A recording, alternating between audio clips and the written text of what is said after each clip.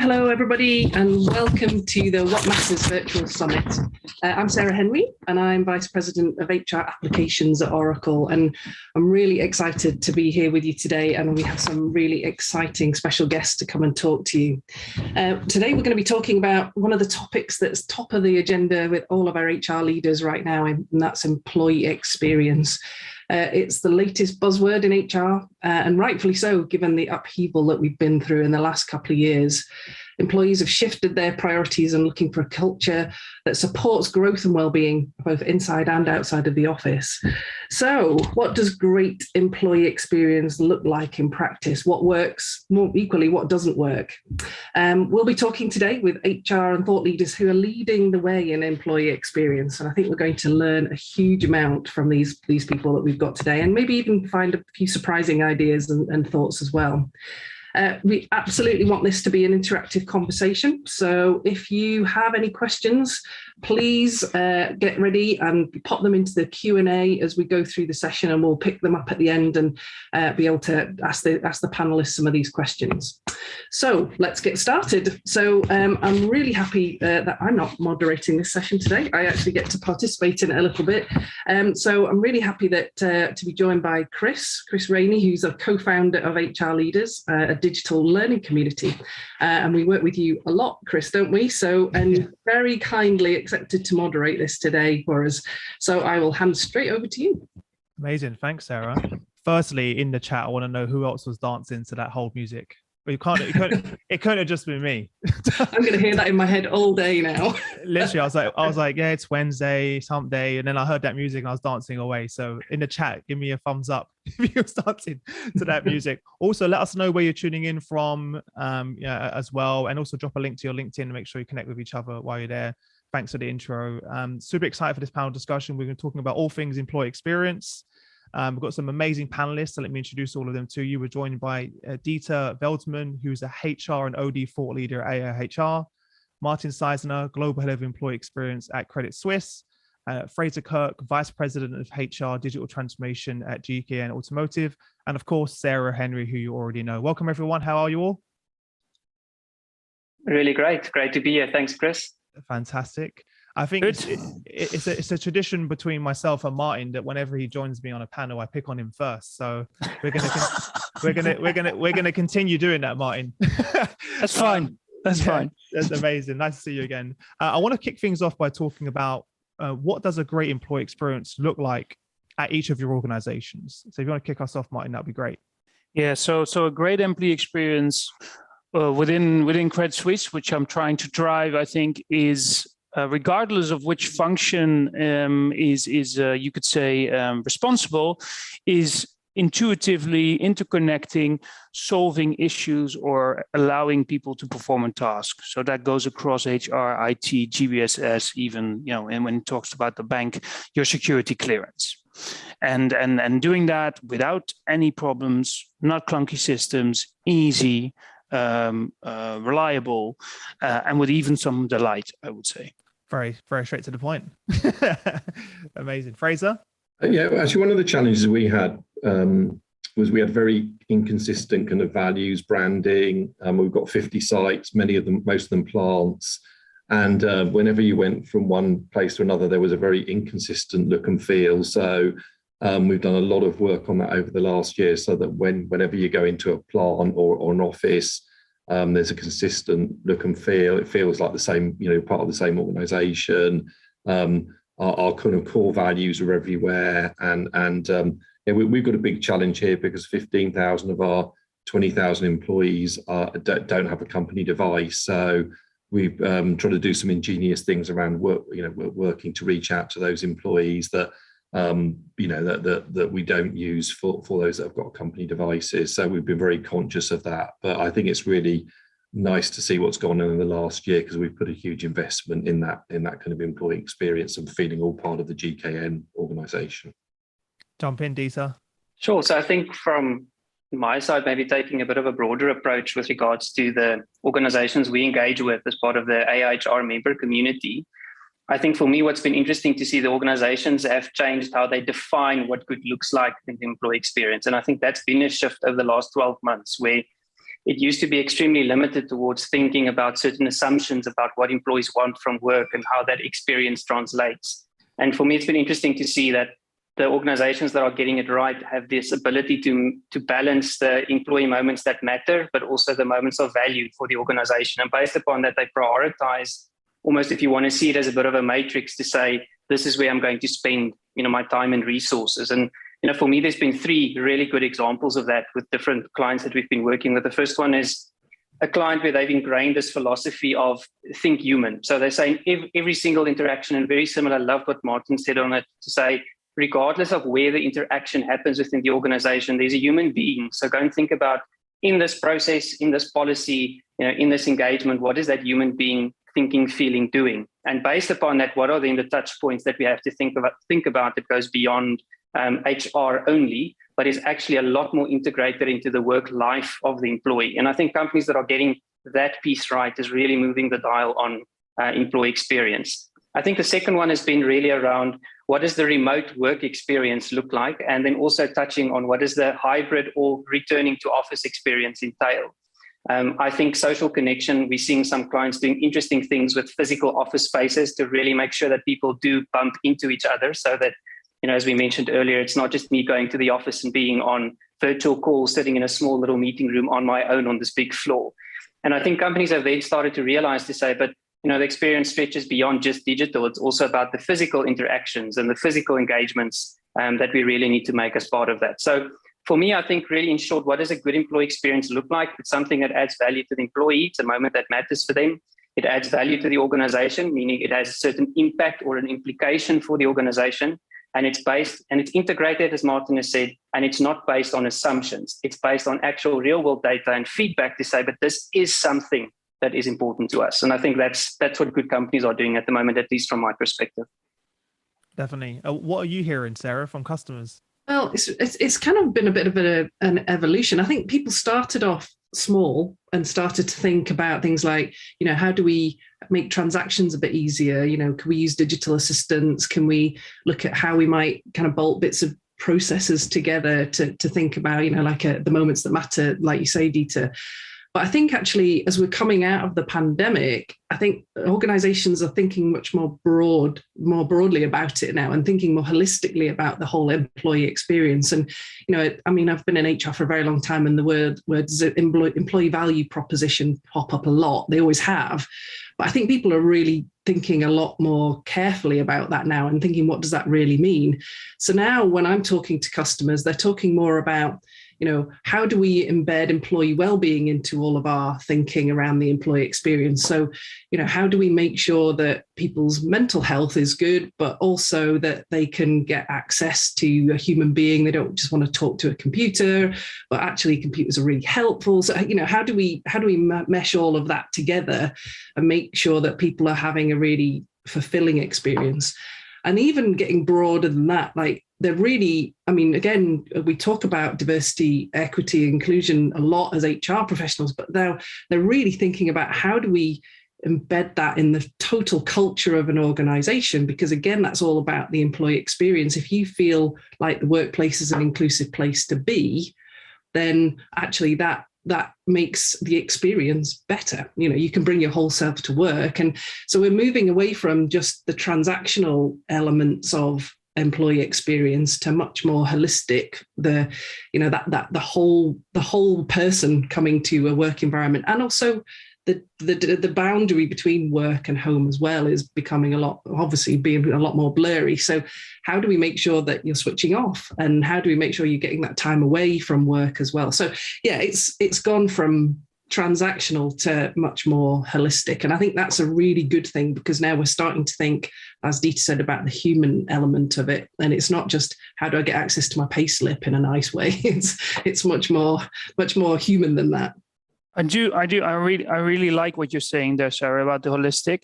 I do also think there's a challenge that then comes with that, because if you say, okay, the ecosystem, because I see the employee experience as an ecosystem, right? As also Dieter already talked about, you have the things which is digital and physical that our employees are interacting with on a day-to-day basis, and then you also have that human element. But the issue that I sometimes see is that we sometimes take only the usual suspects, take onboarding, for example. But what I think the challenge is there is, do we have the data that really makes us understand which are these moments that matter, that have a disproportionate effect on the overall employee journey? Because I love the thing about well-being, right? But if well-being isn't the thing that people are currently struggling with the most, then should we be focusing on that?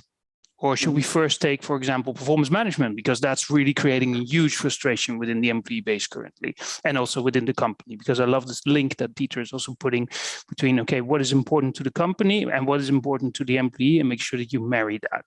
So I see also a challenge with that. And I also see a real need for data and experience data to really make sure that you can take those informed decisions and then start really taking that holistic approach towards that. Yeah, I agree with that, because I think also, Martin, I love what you're saying around just moving away from the usual suspects, right? Because I think that is then around something that I'm noticing at the moment, which is quite interesting, is when we look at employee data, usually the way that we would look at it is based on certain demographical parameters, the way that we would report on it. But I think there has been a very nice shift. And if there's one positive element, Sarah, that you also mentioned out of the pandemic, it is that we are trying to understand the holistic human being. So we are now all of a sudden thinking about what life stage are they in, what is important for them outside of just the work at the moment. And I think that influences very much what these priorities are going to be. There's one of our organization I spoke to a while ago, where by looking at employees from a life stage perspective and looking at the experience, they actually realized that their whole benefit package setup was completely wrong. Their whole organization was on the younger side, starting families, and they were kind of on the typical looking at the longer term horizon from financial benefits, where the real thing that people they want was flexible time. They wanted the opportunity to spend more time with family, and then particularly around if they've just had a little one, what does the returning to work experience look like for them as part of that? Now, I think by looking at the employee and looking at the data differently, it led into a very, very different approach, as opposed to the usual suspects of where people spend time or the things that everybody has to do. And I think that's very exciting in the experience space, because it is moving, sorry, from your perspective, it is moving away from those transactional elements to really to saying, but what is this and how do we ingrain it in our thinking? So I think is really cool. Actually, just one thing we have had a challenge with, though, is we, even on the kind of transaction, the standard stuff like around onboarding experience was pretty poor. So we've done, as we deployed recruitment and onboarding, the Oracle module, just over 8 months ago, we've kind of put a lot of time and effort into that, because our onboarding experience was very, very much related to where you were based and the local site, and we didn't want to lose that, because there were some really good materials out there. But also we found particularly sort of our global materials, corporate materials, weren't getting to employees, and particularly weren't getting to them in a timely manner until after they joined. So we've kind of deployed AD, Active Directory access to everybody, linking that in with onboarding, and also getting email. Everybody's got a smart device, everybody's got an email address now. So we're kind of using those to reach out for pre-boarding, making sure there's a consistent, look and feel to the content. And I think we'll see long-term, dividends pay back in that, because, I know, previous companies, a lot of our surveys, when we look at why people leave, it's eight times out of 10 somebody mentions the onboarding experience being poor. So I think if we get that right, we'll definitely impact the attrition rates going forward, which we've really invested in that. So it's nice to see. That's great to hear. Can I just jump in on the survey question, because I think it ties with what Martin was saying as well, which I think there's a lot of activity with organizations that I talk to, on a regular basis about how do we know how our employees are feeling. And I think there's a real shift towards how do I understand the sentiment of the people in my organization. And I think I think we're at a really interesting tipping point because we've got the tools to go out and ask and collect that data. There's a little bit of survey fatigue, I think, as well in there, just to kind of make sure we get the balance. But what's really important is what you do with that data once you've got it. And I think it's great that we can collect that data, but then being able to almost model what the impact would be as if we made a change. So if we make a change of, I don't know, let's say we've got a particular area in an organization that's underperforming, can we identify why that is? Is that about pay? Is it about flexible working? Is it about the fact that we've got a line manager in there who's not very strong or capable? And it's then being able to action that in a kind of precise way, rather than, because everybody goes through these employee opinion surveys where you do it once every 2 years and you get an action plan out of it. And there's 84 points on an action plan, and then none of them ever really come to fruition because you're trying to deal with too many things.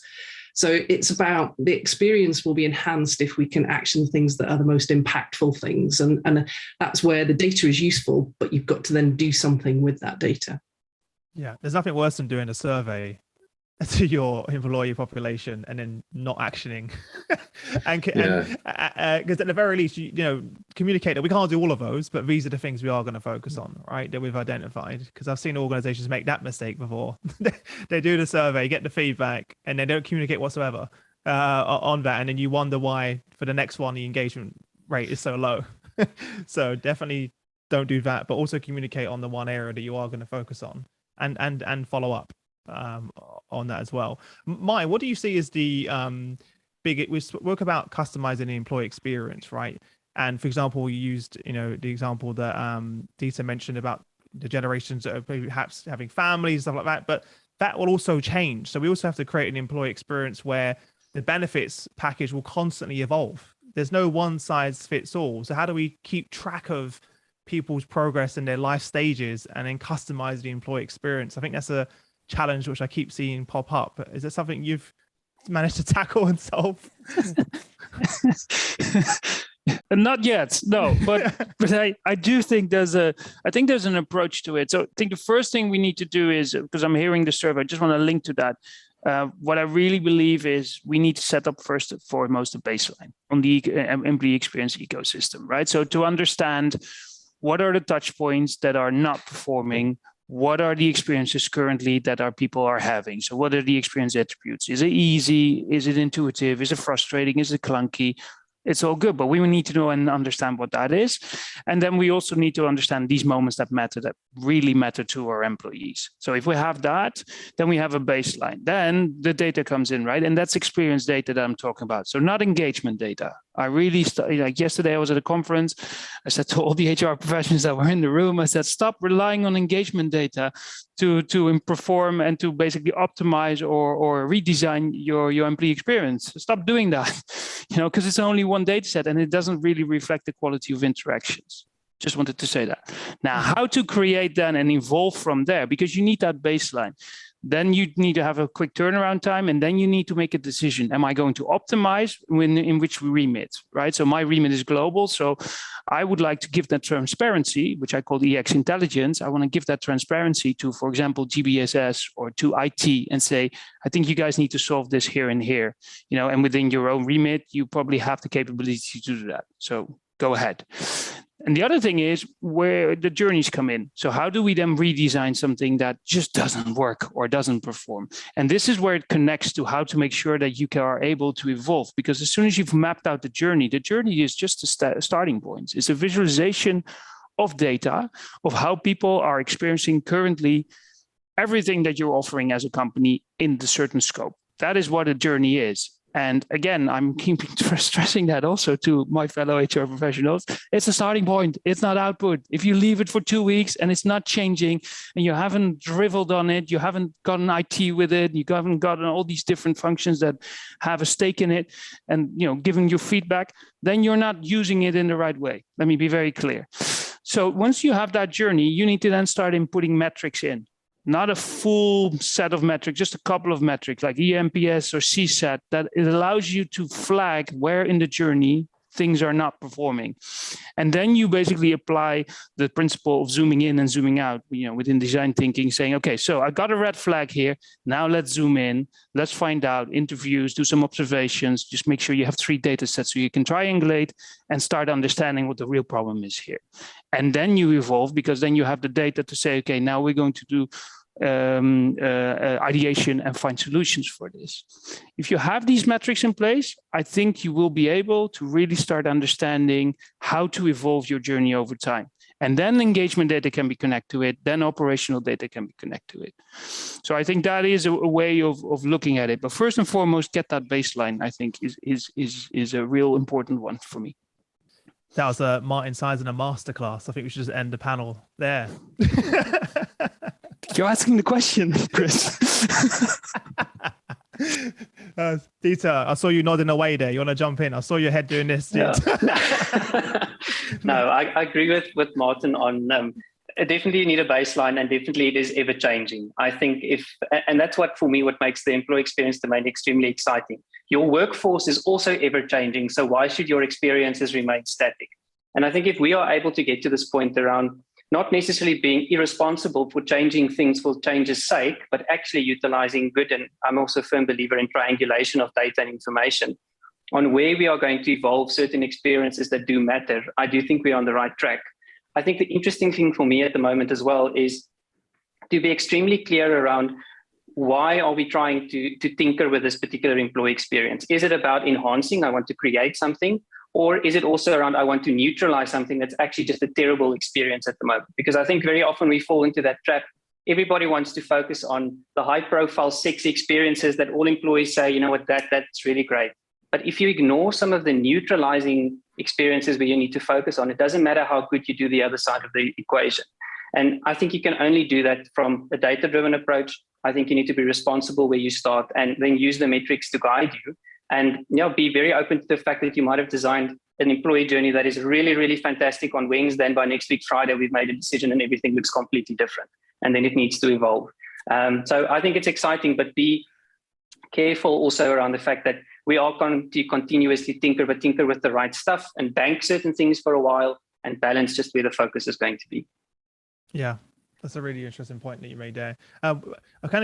Someone asked, where do you start? Which is kind of what you just kind of. So I would love to jump on and throw that question in. Where would you recommend our audience to start on their journey? How do they go about identifying where to focus their time and attention? So we've been on a bit more of a foundational journey than maybe other companies where I've been at, and actually one of our areas was just getting our data correct. So we didn't really we had a global HR solution, but it really didn't have the information in it that we needed, and also no one trusted it.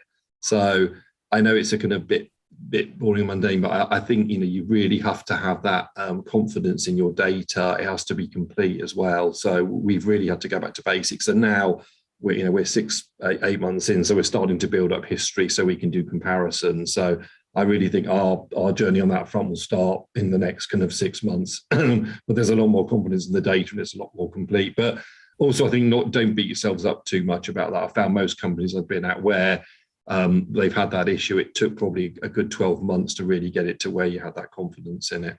Yeah, I think that would be my observation as well, Fraser, that every organisation is at a different starting point, and you've got to kind of lay some of the foundations down first before you can really start to look at the experience at a kind of holistic level. And data is always the key thing, isn't it? You've got to know who your people are, where they are, what they're doing, and then you can start to find out how they feel about it. Because if you don't know who they are and what they're doing, then it's a bit difficult to then do anything with the information. So, and I think as well, your data is one point, process is another. So what are the processes that you've got people going through? What are the things that make your business run? Because you kind of have to understand that as a baseline before you can start then saying, well, and how do we make that better? How do we make that, understand what that feels like to do that? I think some organizations have got a really long way to go to get even to the start point, whereas others are kind of jumping off the back of transformations that they've done over the last 5-6 years, and are really now in that evolution kind of space where they just keep moving forward, and they're reviewing, they're getting the data feedback, they're doing the next step, they get the data feedback, they're moving to the next step. So it's very different. Some organizations I talk to right back at the beginning, and some are really starting to push the boundaries. I want to add to that. I think, for me, the best place to start is understand. Just go and understand who your employees are, what matters to them. And I think, there's various ways using data to do that. And I think there are some real challenges in terms of getting that information at scale. I think the second piece is that Martin's already spoken to is the baseline. Once I understand who my employees are, let me baseline on where they are currently, and then I can prioritize just where to start. And I'll make it practical. I was in an organization where the sales workforce, the attrition rate was something ridiculous, like I think 68% turnover during the course of the year. The main assumption that they then made is that there is something wrong in how we are onboarding, offboarding our people in terms of the talent attraction approach. But by understanding who the sales employee was in that particular instance, they actually realized the biggest challenge was in the client interaction sales process. And that was why people left. It had nothing to do with them wanting to join the organization. But they had to take the time starting from an employee experience perspective to first go and understand what does the actual sales interaction look like. And that then over a period of 18 months resulted in them bringing it down to, I think, about something in the 20% turnover 18 months later.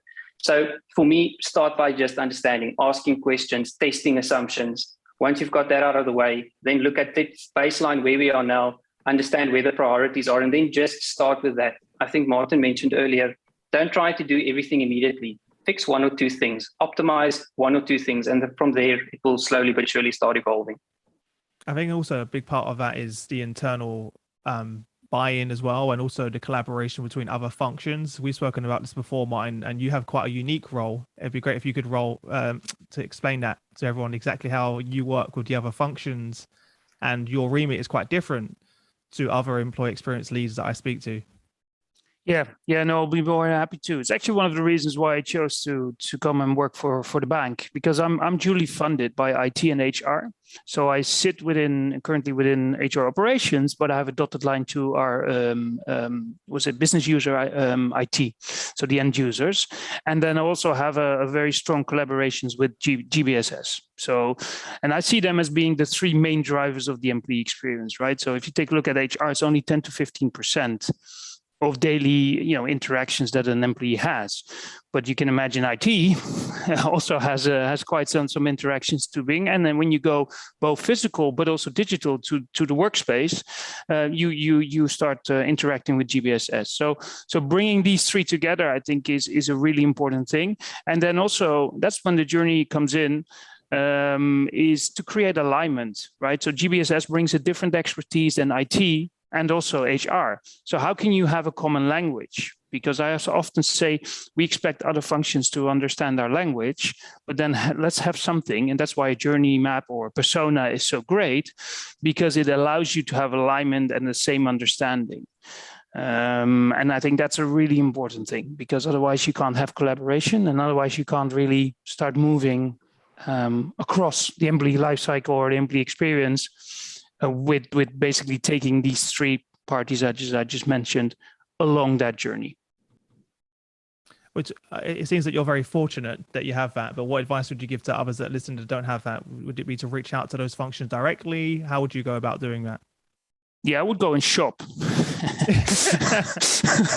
I would go out there. First thing you need to do is you go to marketing or you go to the customer experience team. That's where you need to go. I think as it doesn't matter if you're in IT or HR or wherever.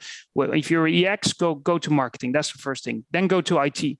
And also go to GBSS. Start understanding where they're coming from, what they're developing, what kind of projects are there. But also start creating a project where you can work into, as basically the three parties together. Like onboarding basically brings those three parties together, right? So that's a really great starting point. If it's not the usual suspect, if the data shows you need to take the onboarding, because I love what Dieter was saying about about the sales force and the example that in that it's those assumptions, and it's really great to actually have these different parties in together, map out the journey, and get your assumptions killed. It doesn't feel like that the first, the third, or the second, or the fifth time, but eventually it will be something that you will start celebrating, I think, because it's really important.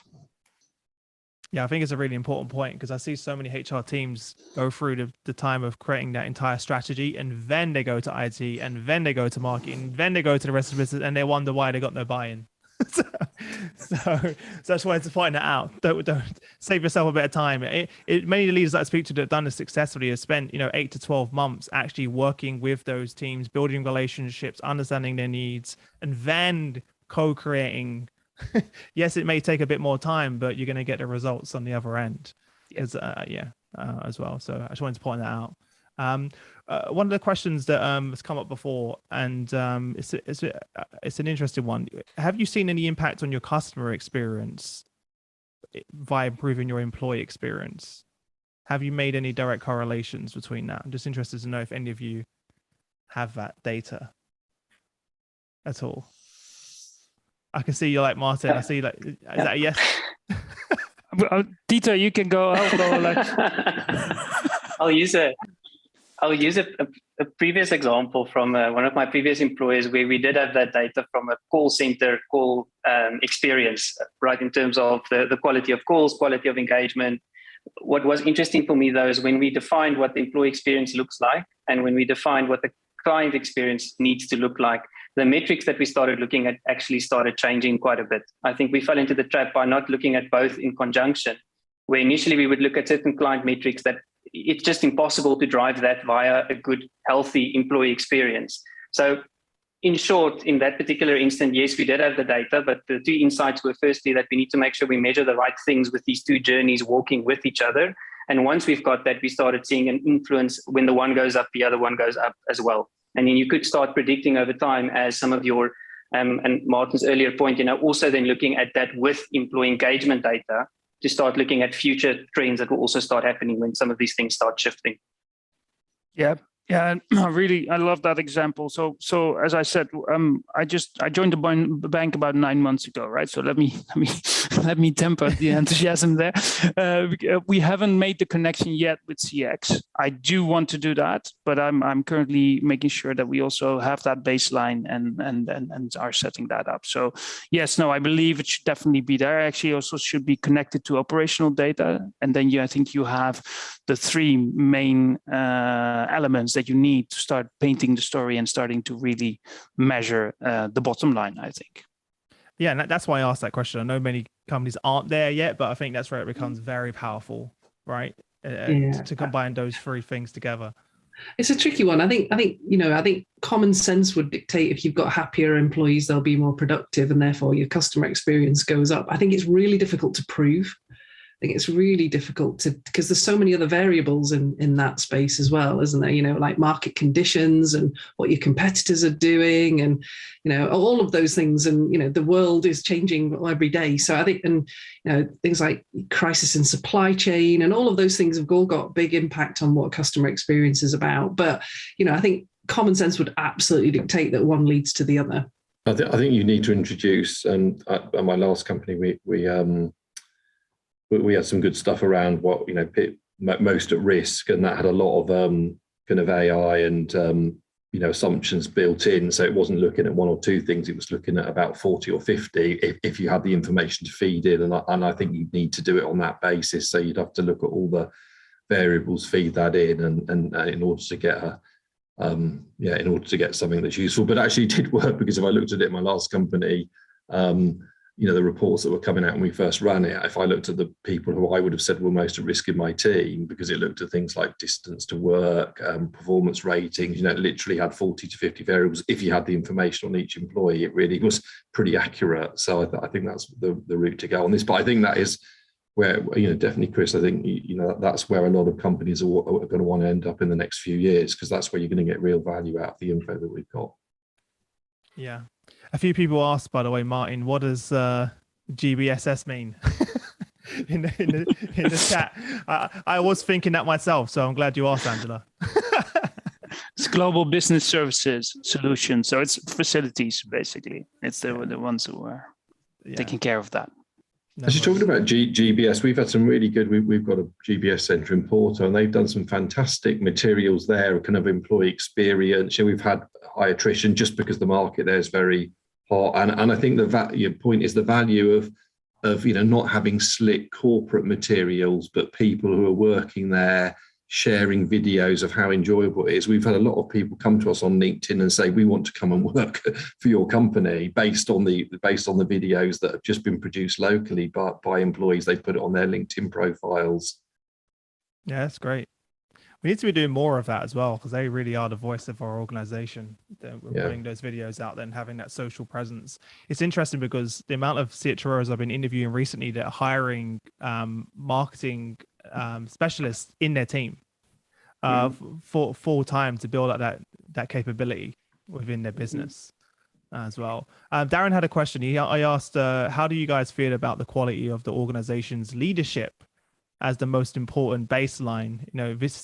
Is this the single most important impact for experience interactions with the business, is what they're hearing from the leadership team. I love that question. I think research has shown that about 60% is the manager that is responsible for the employee experience, right? So that's first. Two is you need to get the buy-in from the leadership in terms of the mindset shifts that is needed to start looking at the employee experience, to look at journeys, to say, okay, we're going to have journey owners, moving away much more from, moving towards a much more like an agile structure, where we're going to work in a different way. You need to get that buy-in from the leadership.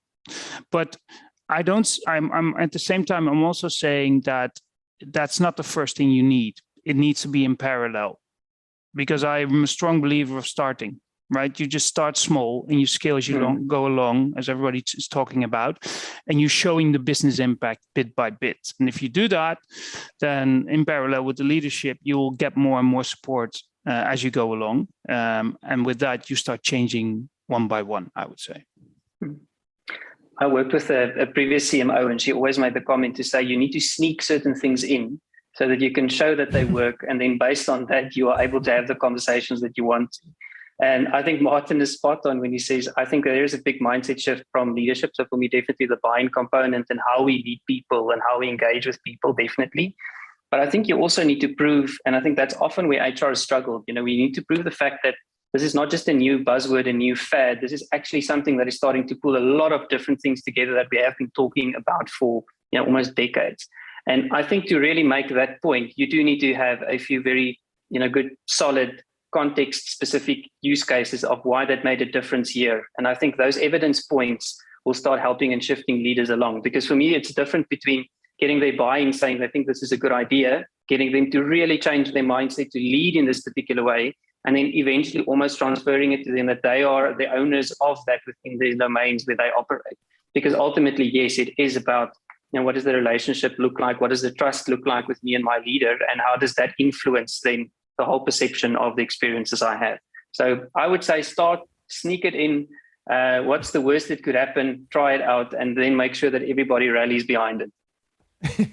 Love that reply. An interesting one of my friends said recently, talking about employee experience and leadership team, is that they have this, work from anywhere, remote policy, but yet the entire leadership team is in Monday to Friday, 9 to 5. So there's this like unspoken pressure that you need to be in, if that makes sense, right? So again, it's about them modeling. Company can't be saying one thing and the leadership team be modeling something completely different as well, because then you're like, oh, I'm probably, if I don't come in, I'm going to miss out on that promotion or that opportunity, and I'm going to miss out on that information as well. So I'm seeing many companies that say one thing externally, but reflect completely opposite internally. And there's a thing called social media that exists, so people will find out and talk about it as well. So yeah. I mean, this one for me is really key. I mean, I've worked in organizations where just an individual changing at the leadership level can have a massive impact on the culture. I mean, it comes down to culture of an organization ultimately, doesn't it? And it doesn't it can make a really positive or a really negative impact really quickly in an organization. And they used to say it takes 7 years to change the culture of an organization, and I don't get that. I think you can do it really quickly if you just do a few things differently, good or bad, actually. It works in both directions. And I think if it sets the right baseline, like you say, you don't come into the office and work 9 to 5 Monday to Friday if you want to embed a culture of flexible working. It's about behaviors, it's about empathy, all the soft and floppy stuff that HR people like to talk about is real, because it comes back to what you said right at the very beginning, Dieter. It's about human. Everybody in workplace is human. So if you've got the right leadership that embeds the right culture, then the experience will be better. There's no doubt about it. I think it's really important, because sometimes you have to do things in a company that might seem that they're not congruent with your values. And so I think you need to kind of go through, look at those moments and make sure that you explain them, because, we're not just accountable to our shareholders, we're accountable to our employees. And I think that's got to apply at leadership level more than anywhere. And actually, I think we've done a pretty good job of that, GKM, because there are you do have to make tough decisions. We've had a lot of challenges, but probably more so in the last 2 or 3 years than any other period. Just with with COVID, semiconductor crisis, and but I think it's really important that you explain the decisions that you're making and share those all the way across the organisation. And I think we've done a pretty good job here at that. But absolutely, it's got to be. It's so important that it's the leadership who are following those. Interesting quandary, just slightly separate, but around the home, office working and non-office, because we have most of our employees in plants and they have to go in. So really, it's very difficult for us to say in the office environment, or GBSN as well. It's you can all work remotely, although people can do the jobs, because I think as an organisation, it's important that. Maybe not everyone's in 5 days a week, but we're in kind of, most of the time, because you can't have one group of employees who are in every single day, and then others have got complete freedom. So I think there's a balance to be had there, particularly in an organisation like ours. Now the questions are flooding in now. So we kicked it off early, the Q&A, so we might as well stick to it at this point. Lydia asked, what do you think the future trends are when it comes to colleague engagement in the next sort of 5 years? What are some of the things that you see that will be popping up more? I think something that Sarah mentioned earlier is I think we're going to get a lot smarter around understanding sentiment in real time, so that it's actually a much more engaging two-way street of us making faster decisions and tweaks around the employee experience. So I think at the moment our cycles of really doing those things are still extremely, extremely long, but we need to mature a bit so that we are able to get there. So I think that would definitely shift. I think the second one is people's relationship with work. Just listen to our conversation this morning has already changed. Who I am as an employee, what I want from work, why I work and where I work. And those things are going to really, really make, the employee experience space very, very interesting.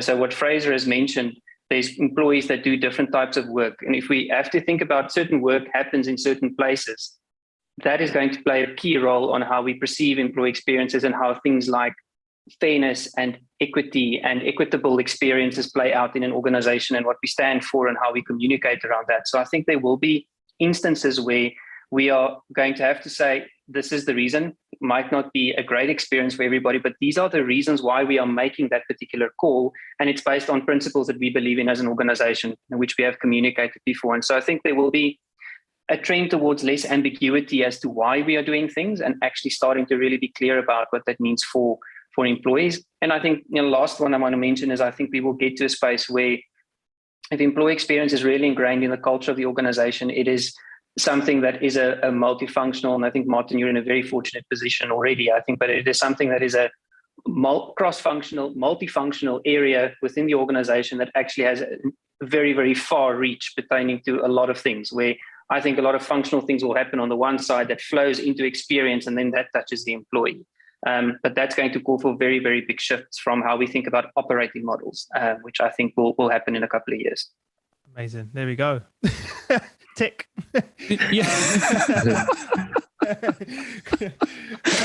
Martin, just one other thing on that. So I think another point, it comes back to the leadership piece, is that I think if we've got bad leadership or we've got bad management practices, the data is going to show that up really quickly.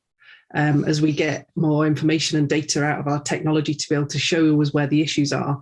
And I think that one of the big things that will change are the type of leaders that we will have in organizations going forward. They're going to have to be obviously still very focused on driving the business forwards, but it will become very clear if they're not doing that in a human-centric way. And I think that organizations will start to shift the type of people that they put into those leadership roles to be more human-centric. So I think that will be another big trend we'll see. It'd be interesting because we want to be getting that data into the hands of every leader, manager in the organization, right? As well. And that'll be part of that process. They should be waiting for that annual review. Yeah. I mean, it should be as it happens. Yeah, absolutely. Yeah. By the way, you're not very good at this. Yeah, it doesn't really help. Thanks for that. I really appreciate it. Yeah, it'd be really interesting. Martin, we've got a question for you. We mentioned earlier about the importance of working with other functions throughout the business, HR, IT, operations, facilities, etc. Yeah. The question that Bo asked is, what's the pitch to marketing to involve them? Why is it important for marketing to be involved in the employee experience? Oh, I like that. Yeah, I like that question. Thanks for that. Why is it important? It's important because I've done already now 2 or 3 of these projects within the bank. And what I'm saying is, you have a stake in the game. If you up the experience throughout the whole journey, you as a function have a reason for existence. Let me just put it like that. Because I really believe that HR and all the other functions are solely reason for existence is the fact that we offer products and services that enable our employees to do their work and to add value to the company or the organization that they work for. That is the main thing. So if you're able to bring in these functions and you pitch that in that way, you're also able to create much more satisfaction. You're creating less strain, and therefore you can also start connecting it again to the bottom line. Because I'll give you a quick example. There's a big, not our bank, sorry, but there was a big bank where the internet was seen or was referred to as the swamp. Because people would lose about half an hour to 3/4 of an hour whenever they wanted to find some information or solve a task, right? So it was called the swamp. And everybody and all these different functions with best intentions tried to develop this intranet in the best way. Well, they didn't succeed. So they had to start from scratch again. And by bringing these people in and saying, okay, you have a stake to develop something that is really great and people want, they'll be I think quite interested. You can then connect it to the business line. And last but not least, what I also think is important is to make sure that they start understanding. It means you also start understanding the language of other people. So there's also a development angle here, right? So if marketing starts talking to HR and vice versa, you start understanding their way of looking at things and viewing things. And therefore you are also developing a different language and a different skill set. So I think that's a really important one. Last, what I just wanted to say about the future trend, I really think that the contracting of companies and employees will also shift, because we are currently having attrition, for example, as a metric. That's not going to be really, really important anymore, because people will be with a company for about 2.5, maybe 3 years, having a contract saying, okay, I'm going to help you develop a product or add value, and I expect you to offer me a certain development in my skill set. So it means that vertical, horizontal career ladders, those kinds of things, people staying with a company for 10 years, not going to happen anymore, because for a lot of companies. So it means you need to start looking at the employee experience as being also something that connects them and allows them to also develop those skills and offers them what your proposition is as a company. Yeah, I think that's a great point. So Bo, what you got to do is just take that clip that Martin just did and just send that to your marketing team. That's it. just send that as well. I'm conscious of time, so before I we wrap things up, I just want to ask a question of, we've covered so much today. What sort of parting piece of advice would you give to the audience? One thing that they should go away and focus on. We'll start with yourself, Sarah. I mean, we've covered it, I think, which is go and find out what your people are thinking and feeling in the organization. You've got to do that first, and that's not just an upfront process. You then got to do that on an ongoing basis, because how on earth do you know how to adjust the employee experience if you don't know what people are thinking and feeling, and and get that data and get that baseline. So yeah, that would be my advice. I think to add on to what Sarah's mentioned, go and find out who's the humans in your organization and not just the employees. If you're able to do that, I think you're setting yourself up for a very robust and fruitful employee experience journey. Amazing. And Fraser, you're on this journey as we speak. So what advice would you give to people that are on this journey early in the journey? I think pick your focus areas, because we've had to invest in all areas, but I think the onboarding, experience and offboarding actually linking into what Martin just said, because, people aren't here forever. But if they have a really good onboarding and a good offboarding experience, you're likely to be able to get them back when you have their next opportunity for them. Mm-hmm. Definitely. And last but not least, Martin, have they left you anything? Refrain from solutioning. So if you've understood who your humans are, we humans have a natural inclination to go into solutioning like this, right? So 100 people, 66 will have that natural inclination. Don't do that. Right? First, understand the problem, and then look at, okay, is this really the problem? Now let's find some ideas, but refrain yourself from solutioning the longest you can. Amazing. And where can our audience connect with you, or if they want to connect with you, each of you? Martin, where can we connect with you? LinkedIn. Oh, is it going to be the same for everyone, I'm assuming? Yeah, same my side as well, also via LinkedIn.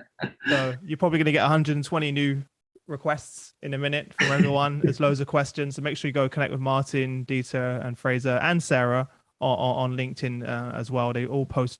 I know Martin's quite active on there, especially Dieter as well. So make sure you go and do that. And apart from that, I think that's a wrap. Back over to you, Sarah. Yeah, brilliant. Well, I have nothing more to add really, other than to say a huge thank you to you all. I mean, obviously I'm an Oracle person and we have lots of solutions. So don't listen to what Martin said. So come, I'm kidding. No, just a huge thank you to you all, and giving up your time to come and have this conversation. It's I mean, I found that absolutely fascinating and brilliant. I'm sure all of our audience did as well. And we do, there's going to be a little link that pops up as we close out, that if you do want to find out any more from, some of the research and stuff that Oracle's been doing in this space, and, what we're doing to try and respond to the need and provide some solutions to help with that. Obviously it's not the be all and end all, but technology and data has come up a lot. So that's the kind of thing that we can help with is that piece. So just a huge thank you. We'll look forward to speaking to you all again soon on some other topics, I'm sure. Brilliant. Thanks very much, everybody. Thanks.